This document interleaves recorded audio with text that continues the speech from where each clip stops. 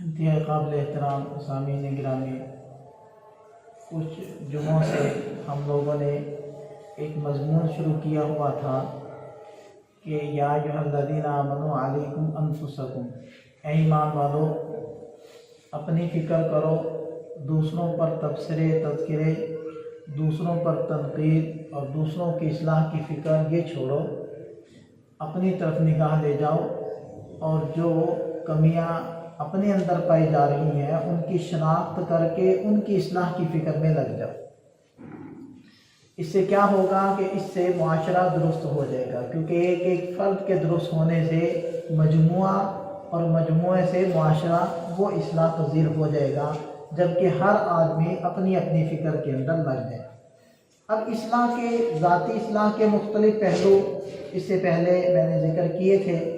تو انہی پہلوؤں میں سے ایک پہلو یہ بھی ہے کہ الحمدللہ اللہ تعالیٰ نے ہمیں کلمے کی توفیق دی ہے اور ہمارے ماحول کی وجہ سے ہمیں نماز کی بھی توفیق مل جاتی ہے، سجدے کی توفیق ملتی ہے، تو یہ بڑی سعادت کی بات ہے۔ تو جو کچھ عبادات ہم بجا لا رہے ہیں تو بعض دفعہ ان عبادات پر ہم اکتفا کر لیتے ہیں، ہم سمجھتے ہیں کہ شاید بس یہ جو کچھ ہم کر رہے ہیں یہ کافی ہے، مزید ہمیں کچھ کرنے کی ضرورت نہیں، اور ہم اپنے آپ کو کامل دیندار سمجھنے لگ جاتے ہیں۔ نماز پڑھ لی 5 وقت کی، کبھی نوافل کی بھی توفیق ہو گئی، کبھی تلاوت بھی کر لی، کبھی ذکر تسبیح بھی کر لی، یا کوئی صدقہ وغیرہ بھی کر دیا، تو یہ ہم نے کام کر لیے، تو ہم سمجھتے ہیں کہ بس ہم نے پورے دین پر عمل کر لیا، اب ہمیں مزید کامیابی کے لیے اور ترقی کے لیے، یہ جنت کا مستحق بننے کے لیے کچھ کرنے کی ضرورت نہیں ہے، بہت کچھ کر لیں، وہ اس پر اکتفا کر لیتے ہیں۔ ایک تو اصل میں یہ کمی ہو جاتی ہے کہ اکتفا کر لیا، حالانکہ اکتفا ٹھیک نہیں ہے، دین کے معاملے میں تو اکتفا بالکل ٹھیک نہیں۔ خاص طور پر یہ جو میں نے صورت مسئلہ ذکر کی ہے، اس میں تو اکتفا اس اعتبار سے بھی ٹھیک نہیں ہے کہ ہم نمازیں پڑھیں، تلاوت کریں، ذکر کریں، نفلی صدقہ دیں یا زکوٰۃ دیں یا حج عمرہ کر لیں، یہ جتنے بھی یہ اعمال ہیں ہم بجا لائیں، یہ سارے مل ملا کر ایک عمل بنتے ہیں شریعت کے، اور اس کو کہتے ہیں عبادات۔ جبکہ معاملات باقی ہیں، جبکہ معاشرت باقی ہیں، جبکہ اخلاقیات باقی ہیں، جبکہ سیاسیات باقی ہیں، تو ان سب کے اندر ہی دین زندہ ہو، اور میرے سے متعلق جتنے بھی مسائل ہیں یا جتنے بھی شعبہ جات ہیں وہ تمام شعبوں میں اس شعبے کا دین میرے ذریعے سے زندہ ہو، یہ بھی تو ہماری پوری ذمہ داری ہے۔ دیکھیں، اگر کمایا ہوا مال ہی ٹھیک نہیں ہے، یعنی معاملات کا دین نہیں سیکھا، بیع شراء کا دین نہیں سیکھا، اس کی وجہ سے جو کمایا ہوا مال ہے وہ حرام ہے، تو پھر حرام مال کھا کر نماز پڑھیں گے تو نماز کہاں قبول ہوگی؟ حج کون سا قبول ہوگا؟ نفلی صدقہ کہاں قبول ہوگا؟ کسی کو دھوکہ دے دیا، کسی کی زمین دبا لی، یا کسی کا قرضہ دینے میں ٹال مٹول کر رہے ہیں، یا ہم تو بڑے نیک ہیں لیکن ہمارے پڑوسی ہم سے بڑے تنگ ہیں۔ معاملات ہمارے کچھ ایسے، پڑوسی چاہے مستقل ہمارے گھر کے ساتھ رہائش پذیر ہو، وہ پڑوسی ہو، چاہے وہ تھوڑے وقت کا پڑوسی ہو، وہ ہم سے تنگ ہے۔ دکان جہاں ہم نے بنائی ہے، ہمارے ساتھ والی دکان والا تنگ ہے، ہماری دکان کی وجہ سے یا گھر کی وجہ سے ہم نے کچھ ایسی در اندازیاں کر رکھی ہیں کہ جس کی وجہ سے نکلنے والوں کو، گزرنے والوں کو تکلیف ہو رہی ہے، یا ہم نے معاملات ایسے کر رکھے ہیں، اخلاق ہمارے ایسے ہیں کہ جس کی وجہ سے ہمارے پڑوسی، ہمارے دکان والے ساتھ والے وہ تنگ ہیں، ہم سے پریشان ہیں، یا میں مسافر ہوں اور سفر کے اندر جو میرا ساتھ بیٹھنے والا مسافر ہے وہ مجھ سے پریشان ہے، چاہے سگریٹ نوشی کی وجہ سے یا کسی بھی وجہ سے۔ تو دیکھیں کہ عبادت میں تو میں کامل ہوا پڑا ہوں، اگرچہ عبادات بھی ہم جیسے کر رہے ہیں وہ ٹھیک بھی ہے یا ٹھیک نہیں ہے، اس سے قطع نظر چلو عبادات تو میں کر رہا ہوں، لیکن یہ معاملات میرے ٹھیک نہیں ہیں، میرا بیچنا خریدنا ٹھیک نہیں ہے، میرے کمانے کے جو ذرائع ہیں وہ درست نہیں ہے، میرے دوسروں کے ساتھ معاملات اخلاق درست نہیں ہے، تو میری عبادات مجھے جنت میں لے جانے کے لیے کافی نہیں ہے۔ نبی پاک صلی اللہ علیہ وسلم سے پوچھا گیا ایک ایسی عورت کے بارے میں جو زیادہ نوافل کا اہتمام نہیں کرتی تھی، فرائض واجبات اپنے ادا کرتی تھی، لیکن اس کے اخلاق اچھے تھے۔ اس کے اخلاق کی وجہ سے اس کے پڑوسی، اس کے محلے والے اس سے مطمئن تھے۔ اور اس کے مقابلے میں ایک ایسی عورت کا تذکرہ کیا گیا کہ جو بہت زیادہ عبادات کے اندر آگے بڑھی ہوئی تھی، نوافل اور صدقات نفلی اور تلاوت اور ذکر، لیکن اس کی زبان کی تیزی کی وجہ سے اس کے پڑوسی، اس کے محلے والے وہ اس سے تنگ تھے۔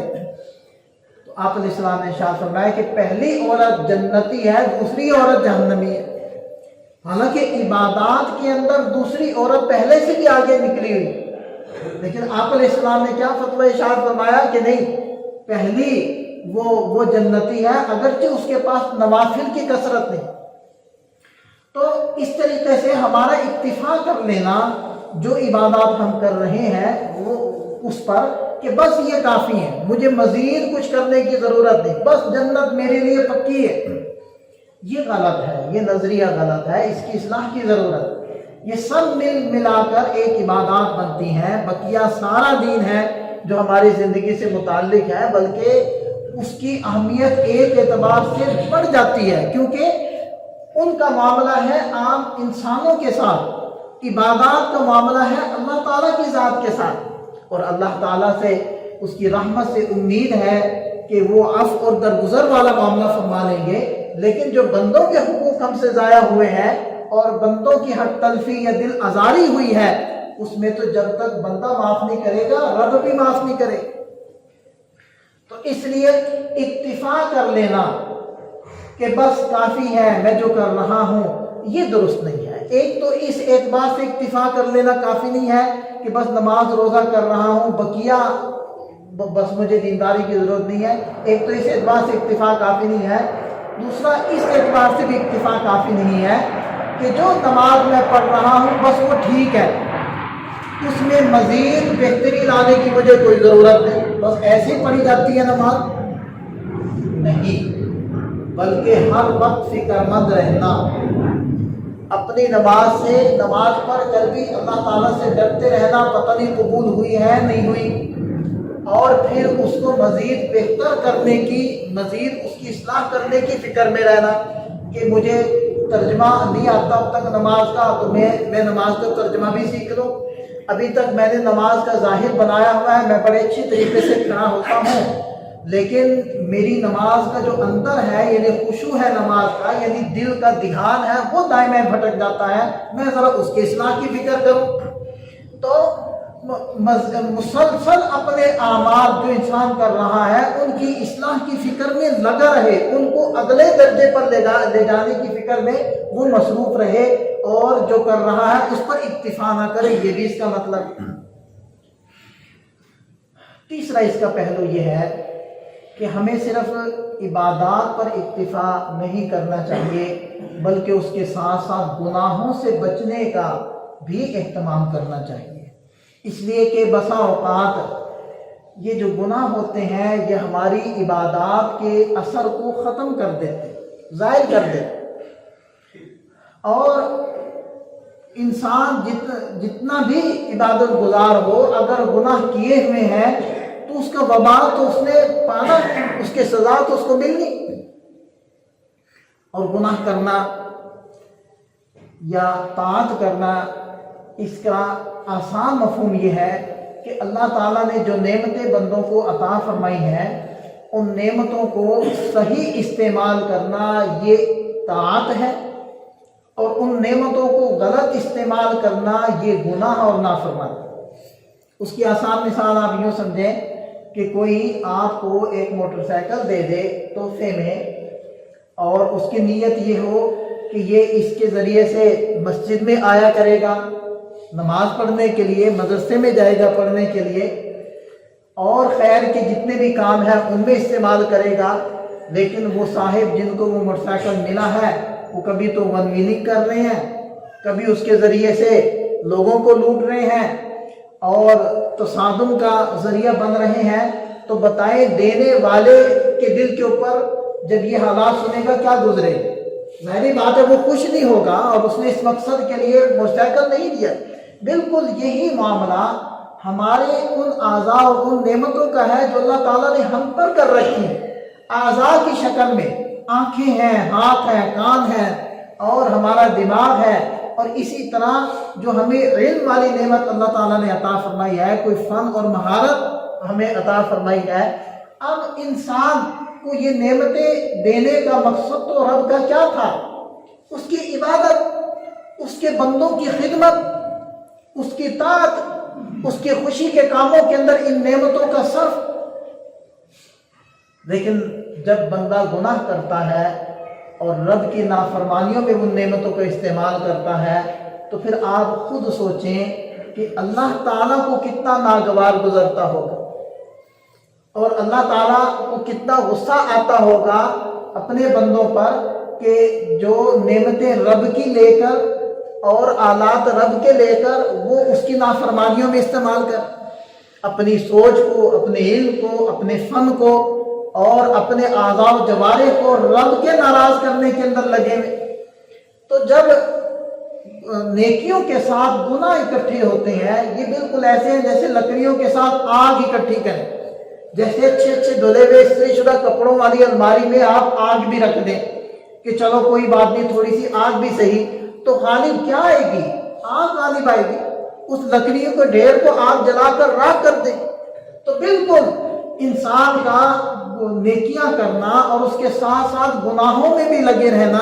یہ ایسی ہے جیسے کہ لکڑی اکٹھا کرنا اور ساتھ میں آگ بھی جلا کر رکھ دینا۔ گھر میں الماری میں کپڑے تو استری کر کے لٹکانا، ساتھ میں آگ بھی جلا کر رکھ دینا۔ یہ بالکل اس کی مثال یوں ہے کہ کمرہ ٹھنڈا کرنے کے لیے اے سی تو چلانا اور کھڑکیاں بھی ساری کھول دینا، یا گرم کرنے کے لیے ہیٹر تو چلانا، کھڑکیاں دروازے بھی کھول دینا۔ تو ظاہری بات ہے کہ ہیٹر اور اے سی وہ اپنا کام تو کرے گا، لیکن اس کا اثر کمرے کے اندر وہ ظاہر نہیں ہوگا۔ وہ ساتھ جیسے جیسے وہ کولنگ یا وہ گرمائش پیدا ہو رہی ہے ویسے ویسے نکلتی جا رہی ہے، ضائع ہوتی جا رہی ہے۔ اسی طرح جیسے جیسے یہ اعمال کر رہا ہے ویسے ویسے وہ ضائع بھی ہوتے جا رہے ہیں۔ تو اس سے پتہ چلا کہ ہمیں صرف عبادات کے اوپر اکتفا نہیں کرنا چاہیے، عبادات کے ساتھ ساتھ ہمیں گناہوں سے بچنے کا بھی اہتمام کرنا چاہیے۔ اب جو اس وقت معاشرے میں پھیلے ہوئے گناہ ہیں وہ تو بہت سارے ہیں، لیکن دو اعضاء ایسے ہیں کہ جو بہت زیادہ گناہوں کے اندر پڑے ہیں۔ ان میں سے ایک ہے آنکھیں اور دوسرا عضو ہے زبان۔ یہ دو اعضاء ایسے ہیں کہ جو بہت زیادہ گناہوں میں مبتلا ہیں، خاص طور پر آج کل کے زمانے میں۔ آنکھوں کا گناہ کتنے گناہ ہیں؟ کوئی ایک گناہ نہیں، اور بعض دفعہ انسان اس لیے گناہ کر رہا ہوتا ہے کہ مجھے کون سا کوئی دیکھ رہا ہے۔ یہ احساس اور بھی زیادہ خطرناک ہے۔ یہ کس عقیدے کے مطابق یہ کہتا ہے کہ مجھے کوئی دیکھ رہا ہے؟ اس عقیدے کے مطابق کہ جو ہے بندوں میں سے کوئی نہیں دیکھ رہا، اس کا مطلب ہے کہ یہ بندوں سے ڈرتا ہے، اللہ سے نہیں ڈرتا۔ اگر اس کا عقیدہ یہ کہ کوئی بھی نہیں دیکھ رہا، پھر تو ظاہری بات ہے اسلام کی بنیادی عقیدے کے خلاف ہے، کیونکہ اسلام کا عقیدہ کیا ہے کہ اللہ ہوا معکم اینما کنتم، جہاں کہیں تم ہو وہ تمہارے ساتھ ہے۔ اللہ ہر وقت موجود ہے، ہر وقت دیکھ رہا ہے۔ تو یہ عقیدہ تو ایک مسلمان کا ہو نہیں سکتا کہ مجھے کوئی بھی نہیں دیکھ رہا۔ البتہ یہ عقیدہ ہو سکتا ہے کہ کوئی بندہ نہیں دیکھ رہا۔ تو کتنی کمزوری والی بات ہے کہ بندوں سے تو انسان ڈرے، بندوں سے تو شرمائے، رب سے نہ شرمائے۔ تو اس احساس کی کمزوری کی وجہ سے ہم عام طور پر آنکھوں کا گناہ کر رہے ہوتے ہیں، اور بازاروں میں، گلیوں میں، گھر سے باہر، مسجد کے باہر اس گناہ کے مواقع تو بہت ہیں، انسان کرتا ہی ہے۔ اب تو گناہ کے مواقع اور زیادہ انسان کو حاصل ہو گئے ہیں، یہ گناہ کرنا بہت زیادہ آسان ہو گیا ہے۔ مطلب گناہ آنکھوں کا کرنے کے لیے باہر نکلنے کی ضرورت نہیں ہے، گھر میں بیٹھ کر بھی یہ گناہ کر سکتے ہیں۔ اس لیے یہ جو گناہ ہوتے ہیں یہ انسان کی عبادات کو تیلی لگانے کے مترادف ہوتے ہیں، اس لیے عبادات پر اکتفا نہ کریں بلکہ ساتھ میں گناہوں سے بچنے کا بھی اہتمام کریں تاکہ وہ عبادات محفوظ تو رہیں۔ من جاء بالحسنۃ فلہ عشر امثالھا، جو ایک نیکی لے کر آئے گا، مطلب صرف نیکی کرنی نہیں ہے، کمال یہ ہے کہ نیکی کر کے اس کو سنبھال کے اس کو بحفاظت طریقے سے آخرت تک لے کر جانا ہے۔ نیکیاں تو بہت کر رہے ہیں لیکن ساتھ ساتھ میں ضائع ہو رہے ہیں۔ اب دیکھیں آپ مسجد کی طرف آئے ہیں، ہر قدم پر نیکی، وضو کرنے سے ایک ایک عضو کو دھونے سے گناہ دھلتے ہیں اور نیکیاں ملتی ہیں، درجات بلند ہوتے ہیں، لیکن نیکیاں تو حاصل کر لی لیکن وہ نیکیاں آنکھوں کے راستے سے نکل گئی۔ اسی طرح دوسرا جو گناہ ہم سے بڑا ہو رہا ہے وہ زبان کا گناہ۔ زبان، کچھ گناہ تو ایسے ہوتے ہیں زبان کے جو ہم سمجھتے ہیں کہ گناہ ہے، مثلا جھوٹ بولنا ہم سمجھتے ہیں گناہ ہے، خود بھی اپنے تئیں ہم کوشش کرتے ہیں کہ جھوٹ سے بچیں، بچوں کو بھی سمجھاتے ہیں کہ جھوٹ نہیں بولنا، بڑی اچھی بات ہے۔ غیبت کو ہم سمجھتے ہیں کہ گناہ ہوتا ہے تو ہم خود بھی کوشش کرتے ہیں، دوسروں کو بھی کہتے ہیں یار غیبت نہ کرو۔ اچھا، اسی طرح چغلی کرنا، کسی کی شکایتیں لگانا، اس کو ہم گناہ سمجھتے ہیں۔ گالی دینا، بد زبانی کرنا، یہ ہم گناہ سمجھتے ہیں اور بچوں کو بھی اس سے منع کرتے ہیں، الحمدللہ بڑی اچھی بات ہے۔ لیکن کچھ گناہ زبان کے ایسے ہیں جن کو ہم گناہ ہی نہیں سمجھتے۔ مثلا ان میں سے ایک گناہ جو بہت عام ہے، جس کی وجہ سے معاشرے میں بہت زیادہ خرابیاں پائی جاتی ہیں، چاہے سیاسی لیول پر آپ چلے جائیں، ملکی لیول پر، چاہے آپ خاندانی لیول پر آ جائیں، تو ہر جگہ اس گناہ کی وجہ سے خرابیاں پیدا ہو رہی ہیں، اور وہ کیا ہے؟ سنی سنائی بات کو بلا تحقیق آگے چلتا کر دینا، یہ گناہ۔ یہ ایک ایسا گناہ ہے کہ جس کو معاشرے میں گناہ سمجھا ہی نہیں جاتا اور کرتے چلے جا رہے ہیں سب۔ حالانکہ نبی پاک صلی اللہ علیہ وسلم نے ارشاد فرمایا، کفا بالمرء کذبا ان یحدث بکل ما سمع، انسان کے جھوٹا ہونے کے لیے بس اتنا کافی ہے کہ جو سنے اس کو بیان کر دے۔ اب اس سے پوچھا جائے کہ تم نے کہاں سے یہ چیز لی، تمہارے پاس کیا دلیل ہے، تو وہ آئیں بائیں شے کرنے لگ گئے۔ اس کے لیے ایک ضابطہ آپ اپنے پاس لکھ کر رکھیں کہ ہر ایسی بات آپ کریں، زبان سے نکالیں کہ اگر عدالت میں آپ کو بلایا جائے اور آپ سے ثبوت مانگے جائیں تو آپ اس کو ثابت کر سکیں، ایسی زبان سے بات نکال لیں۔ اور اگر ایسی بات ہے کہ آپ اس کو ثابت نہیں کر سکتے تو بس وہ اپنی زبان سے نہ نکالیں، بس اس کو پی جائیں، خاموش ہو جائیں، اس سے پہلو تہی کر لیں، اس کو زبان سے نہ ادا کریں، کیونکہ آپ اس کو ثابت نہیں کر سکتے۔ ہو سکتا ہے کہ دنیا کی کوئی عدالت آپ کو نہ بلائے ثابت کرنے کے لیے، لیکن رب کی عدالت تو ہے۔ ما یلفظ من قول الا لدیہ رقیب عتید، جو بھی تم بات کرتے ہو ایک ہوشیار فرشتہ بیٹھا ہوا ہے، فوری طور پر اس کو لکھ لیتا ہے۔ اور جب قیامت کے دن انسان کے سامنے اس کا اعمال نامہ آئے گا، وہ کہے گا ما لہذا الکتاب، یہ کیسا لکھا ہوا پروانہ مجھے مل گیا، لا یغادر صغیرۃ ولا کبیرۃ الا احصاها، اس نے نہ کوئی بڑی بات چھوڑی نہ چھوٹی بات چھوڑی، ہر چیز لکھ کر میرے سامنے کر دی۔ یہ تو باتیں میں نے ایویں ہی کہہ دی تھی، فضول میں کہہ دی تھی، معمولی سمجھ کر کہہ دی تھی، یہ بھی لکھ لی گئی۔ تو ہر بات لکھی جاتی ہے، ہر بات نوٹ ہوتی ہے۔ اچھا، یہ تو ہمیں قرآن کہہ رہا ہے نا، ہمارا دین ہمیں بتاتا ہے کہ ہماری باتیں محفوظ ہو جاتی ہیں، لکھی جاتی ہیں۔ سائنس بھی کہتی ہے کہ محفوظ ہو جاتی ہیں، آوازیں ضائع نہیں ہوتی۔ سائنسدان یہ کہتے ہیں کہ یہ ہماری فضا کے اندر نا آوازوں کا ایک سمندر ہے، وہ جو آوازیں آج تک جب سے دنیا بنی ہے، یہ جب سے آوازیں دنیا میں پیدا ہوئی ہیں، اس وقت کی آوازیں اور آج تک ساری محفوظ ہیں، اور ایک آوازوں کا سمندر فضا کے اندر وہ بہہ رہا ہے، وہ آوازیں ختم نہیں ہوتی، دنیا وہ باقی رہتی ہیں۔ اور وہ اس چیز کی کوشش کر رہے ہیں کہ ہمیں کوئی ایسا طریقہ مل جائے کہ ہم ان آوازوں کو ایک دوسرے سے الگ کر سکیں۔ وہ آوازیں آپس میں ہمارے اعتبار سے مکس ہیں، یعنی کہ ہم ان کو الگ الگ نہیں سن سکتے۔ اگر ہم کوئی ایسی ٹیکنالوجی ایجاد کر لیتے ہیں کہ جس سے وہ آوازیں ایک دوسرے سے الگ ہو جائیں، تو پھر ہم نبی پاک صلی اللہ علیہ وسلم کے ارشادات بھی سن سکتے ہیں اس زمانے میں بیٹھ کے۔ تو یہ تو اللہ تعالیٰ نے انسان سے یہ کام کروا کر ثابت کر دیا ہے کہ جو تم کرتے ہو وہ ضائع نہیں ہوتا، وہ محفوظ ہوتا ہے۔ جبکہ ہمارا دین ہمیں بتا رہا ہے کہ ہمارے فرشتے موجود ہیں جو ہر بات لکھ رہے ہیں۔ بھلا جس آدمی کی ہر بات نوٹ ہو رہی ہو، کیا وہ ایسی ویسی بات سنی سنائی بات کر سکتا ہے؟ اب میں نے دیکھیں موبائل لگایا ہوا، ریکارڈنگ ہو رہی ہے، اب میں بڑے احتیاط سے بول رہا ہوں، محتاط الفاظ بول رہا ہوں، کوئی غلط بات نہیں بول رہا، کوئی کمزور بات نہیں کر رہا، بے سند بے دلیل بات نہیں کر رہا، کیوں؟ مجھے پتا ہے کہ یہ محفوظ ہو رہی۔ اور اگر آپ میں سے ہر ایک یہ سوچنے لگ جائے کہ میری یہ آواز محفوظ ہو رہی ہے اور کسی بھی وقت یہ چلائی جائے گی،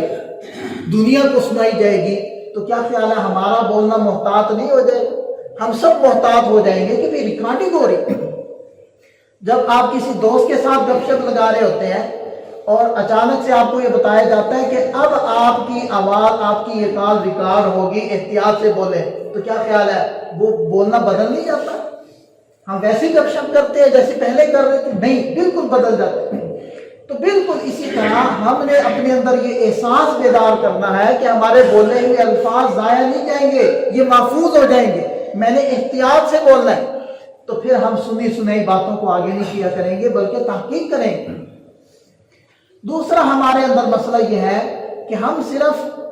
سنی سنائی باتیں ہی آگے نہیں کرتے بلکہ تھوڑا سا مرچ مسالہ لگا کر آگے کرتے۔ ہمیں پتہ چل جائے نا کہ فلاں صاحب وہ بیمار ہیں، ان کی صحت کے لیے دعا کریں، تو ہم یہ سننے والا اگلے کو بتائے گا کہ فلاں صاحب بیمار ہیں، ہاسپٹل میں داخل ہیں، ان کی صحت کے لیے دعا کریں۔ تیسرا بندہ کہے گا آگے بتاتا ہوا کہ فلاں صاحب بیمار ہیں، ہاسپٹل میں ICU کے اندر داخل ہیں، ان کی صحت کے لیے دعا کریں۔ مطلب تھوڑا تھوڑا سا مسالہ ہم لوگ اضافہ کرنے کو شاید نیکی سمجھتے ہیں یا اپنے لیے ضروری سمجھتے ہیں، جس کی وجہ سے بات نہیں رہتی، بات سے بتنگڑ بن جاتی، اتنی بڑی بات بن جاتی۔ تو یہ بھی ہمارے اندر، اور ہم اس کو کچھ گناہ نہیں سمجھتے، ہم سمجھتے ہیں کہ بالکل ٹھیک ہے، ہم جو ہے رانگ وے پر نہیں ہے، حالانکہ یہ رانگ پہ، یہ غلط راستہ ہے، یہ راستہ ہمیں اس راستے کی اجازت نہیں ہے۔ ایک تو سنی سنائی بات کرنے کی اجازت نہیں ہے، دوسرا اپنی طرف سے اضافہ کرنے کی ہمیں اجازت نہیں ہے، پھر تیسری بات کہ ہمیں افواہیں کیا ہوتی ہیں، یہی سنی سنائی باتیں افواہیں ہوتی ہیں۔ بس جیسے پہلے چلی تھی باتیں کہ جی بچے غائب ہو رہے ہیں، بچے غائب ہو رہے ہیں، بس وہ سنی سنائی باتیں، ہاں جی میں نے بھی سنا ہے بچے غائب ہو رہے ہیں، اور یہی باتیں کہنا شروع کر دی، سارے لوگ پریشان ہو گئے، بچوں کو باہر نکالنا انہوں نے چھوڑ دیا، جہاں بچے خود جاتے تھے وہ اکیلے جاتے تھے، اب خود چھوڑنے جا رہے ہیں، اور تھوڑے عرصے کے بعد پتہ چلا کہ ایسا کچھ بھی نہیں، ایسی صرف افواہیں تھیں۔ اس سے معاشرے کے اوپر اثر پڑتا ہے، لوگوں کی نفسیات پر اثر پڑتا ہے، لوگوں کی سوچ سمجھ پر اثر پڑتا ہے۔ تو اس لیے قرآن پابندیاں لگاتا ہے کہ ایسا مت کرو۔ تو یہ زبان کے وہ گناہ ہیں جو ہم گناہ نہیں سمجھتے۔ پھر لوگ کیا کرتے ہیں کہ جی چونکہ قرآن یہ کہتا ہے کہ ہر سنی سنائی بات آگے نہ کرو تو میرے اوپر ذمہ داری نہ آئے، تو اس انداز میں کرتے ہیں بات۔ سننے میں یہ آ رہا ہے، یہ بات سنی ہے میں نے کہیں سے، یعنی دوسروں کے کندھے کے اوپر وہ پستول رکھ کر، بندوق رکھ کر، یا دوسروں پر ذمہ داری ڈال کر بات کو آگے کرنا، اور کرتے اس لیے ہیں تاکہ سب سے پہلے میں خبر دینے والا بن جاؤں، میں یہ ثواب لے لوں، میں یہ درجہ حاصل کر لوں کہ میں نے پہلے خبر دی۔ بھئی جو چیزیں معاشرے کی ضرورت ہی نہیں ہے ان کو تو کرنا ہی درست نہیں، جائے کہ تو یہ زبان کے وہ گناہ ہیں کہ اگر ہم جن کو ہم گناہ نہیں سمجھ رہے، اگر ہم ان سے بچیں تو بہت ساری اصلاحات، بہت ساری کنفیوژنیں اور بہت سارے توہمات اور بہت ساری غلط اخبار وہ ہمارے اندر سے خود ہی ختم ہو جائیں، اور شکوک و شبہات اور آپس کی ناچاکیاں اور آپس کی غلط فہمیاں صرف اس حکم کو پورا کرنے سے ہماری وہ ختم ہو سکتی ہیں کہ سنی سنائی باتیں آگے نہ کریں، ظنی باتیں، میرے خیال میں یہ ہے، میرا گمان یہ ہے، اس نے جو یہ بات کی ہے، اس نے جو یہ حرکت کی ہے، یقیناً اس وجہ سے کی ہوگی، اس نے تو کی ہوگی کہاں ہے، اگلا سننے والے اس کو نقل کرے گا پورے اعتماد اور وثوق کے ساتھ، ہاں میں نے فلاں سے سنا ہے، بھئی فلاں سے تو سنا ہے، اس نے یقین سے کہا تھا یا شک کی وجہ سے کہا تھا، اگلا اس کو یقین کے ساتھ بیان کرے گا۔ یہ ہے معاشرے کے اندر پھیلی ہوئی برائیاں اور کمزوریاں۔ تو میں نے مضمون جو شروع کیا تھا وہ یہ کیا تھا کہ ہم صرف عبادت کے اوپر اکتفا نہ کریں جو ہم کر رہے ہیں، چاہے وہ نماز ہے، روزہ ہے، زکوٰۃ ہے، حج ہے، عمرے ہے، تسبیحات ہے، تلاوت ہے، جو ہے نوافل ہے، ان پر اکتفا نہ کریں، ان کے ساتھ ساتھ گناہوں کو چھوڑنے کے اوپر توجہ دیں۔ جب تک گناہ نہیں چھوٹیں گے ہماری عبادات بھی کافی نہیں ہے جنت میں جانے کے لیے۔ اور دیکھیں، ایک آدمی صرف فرائض واجبات سنن ادا کر رہا ہے، نوافل نہیں پڑھتا، نمازوں کے ساتھ جو نوافل ہے وہ بھی نہیں پڑھتا، تہجد ہے یا اشراق ہے، چاہے توابین ہے وہ بھی نہیں پڑھتا، ذکر بھی نہیں کرتا، تسبیحات بھی نہیں کرتا، تلاوت بھی نہیں کرتا، کوئی نفلی کام نہیں کرتا، صرف فرائض واجبات اپنے ادا کر رہا ہے، لیکن گناہوں سے بچ رہا ہے، یہ سیدھا جنت میں جائے گا، کوئی حساب کتاب اس کا نہیں، کیونکہ حساب کتاب تو گناہوں والوں کا ہے۔ اور دوسرا بندہ وہ نوافل بہت کر رہا ہے، کثرت سے، راتیں اس کی تہجد میں گزرتی ہیں، تلاوت میں گزرتی ہیں، لیکن ساتھ میں گناہ کر رہا ہے۔ یہ تو ایسے ہی ہے کہ مقویات، پھل اور جسم کو تقویت دینے والی چیزیں بھی استعمال کر رہا ہے، ساتھ ساتھ میں تھوڑا تھوڑا سا سنکھیا بھی لیتا ہے، زہر بھی تھوڑا تھوڑا سا لے لیتا ہے، اور ساتھ میں پھل بھی کھاتا ہے، اور بادام گریاں بھی کھاتا ہے، اور ساتھ میں زہر بھی تھوڑا سا لیتا ہے۔ تو ظاہری بات ہے وہ مقویات تو ایک طرف وہ زہر اثر کرے گا نا، اس کا اثر غالب ہوگا۔ اسی طرح ہم نیکیاں بھی کریں ساتھ ساتھ گناہ بھی کریں تو گناہ کا اثر ہمارے اوپر ظاہر ہوگا، نیکیوں کا تو نہیں ہوگا، وہ گناہ تو نیکیوں کو بھی برباد کرتے ہیں۔ تو اس لیے جو ہے ہم صرف جو عبادات کر رہے ہیں، ایک تو صرف عبادات پر اکتفا نہ کریں، عبادات سے آگے بڑھ کر جو ہماری بقیہ شعبوں کا دین ہے وہاں بھی جائیں۔ صرف نماز کافی نہیں ہے ہماری نجات کے لیے، اگرچہ بہت بڑا عمل ہے، اگرچہ اللہ کا ہم شکر ادا کریں بار بار جس نے اس زمانے میں ہمیں توفیق دے رکھی ہے، لیکن نجات کے لیے صرف نماز کافی نہیں ہے، ہمارے معاملات، ہماری خرید و فروخت یہ بھی ٹھیک ہونے چاہیے، ہمارے اخلاق ٹھیک ہونے چاہیے، ہمارے گھر والوں کے ساتھ، ہمارے محلے والوں کے ساتھ، پڑوسیوں کے ساتھ یہ سارے معاملات ٹھیک ہونے چاہیے، صرف نماز کافی نہیں۔ اسی طرح عبادات پر اکتفا نہ کرنے کا دوسرا مطلب میں نے یہ ذکر کیا کہ جس نوعیت اور درجے کی ہم نمازیں یا تلاوت وغیرہ ذکر کر رہے ہیں اس پر اکتفا نہ کریں، اس کو اگلے درجے پر لے جانے کی فکر کریں، اس میں بہتری لانے کی فکر کریں۔ تیسرا میں نے اس کا مطلب یہ بیان کیا کہ صرف عبادات پر اکتفا نہ کریں، ساتھ میں گناہوں کو چھوڑنے کی بھی فکر کریں۔ جب تک گناہ چلتے رہیں گے اس وقت تک ہماری نیکیاں